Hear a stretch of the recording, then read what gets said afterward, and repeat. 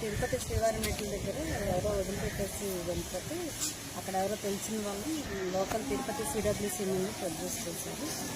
అక్కడి నుంచి కొంతకాలం ఆ పిల్లల్ని ఆ దగ్గరలో ఉన్న బాయ్స్ హామ్కి ఉంచడం జరిగింది. ఆ తర్వాత ఏంటంటే ఈ పిల్లలు ఇద్దరు కూడా సెర్బ్రల్ పాలసీ ఉంటుంది వల్ల they need special care and protection and physiotherapy కూడా రెగ్యులర్గా కావాలని చెప్పేసి వాళ్ళు ఎంక్వైరీ చేయడం. అంటే గవర్నమెంట్ నామ్స్ ప్రకారం ఎవరైనా ఆర్ఫన్ చైల్డ్ అబాండన్గా దొరికిన వాళ్ళని కంపల్సరీ జేజే యాక్ట్ కింద లైసెన్సింగ్ హోమ్స్కి మాత్రమే పంపించాలి. అప్పుడు వాళ్ళు స్టేట్ ఆఫీస్లో యాక్టివేట్ చేస్తారు.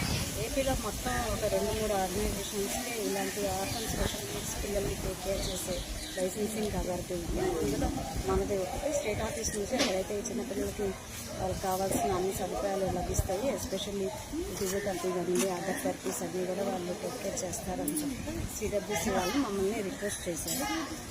తర్వాత మా దగ్గరికి లాస్ట్ వీక్ పంపించడం జరిగింది. ప్రాపర్ రెస్పాండ్ దగ్గర తీసుకొచ్చాక మాకు లోకల్ పారిశ్రామికవేత్త శ్రీ డాక్టర్ పుట్టగం సతీష్ కుమార్ గారు మా హోమ్ని విజిట్ చేయడం జరిగింది. అప్పుడు ఈ పిల్లలు ఇద్దరిని చూసి చెల్లించిపోయి వారి ఇద్దరికి కావాల్సిన సపోర్ట్ అంతా లైఫ్ లాంగ్ చేస్తారని చెప్పేసి చెప్పారు.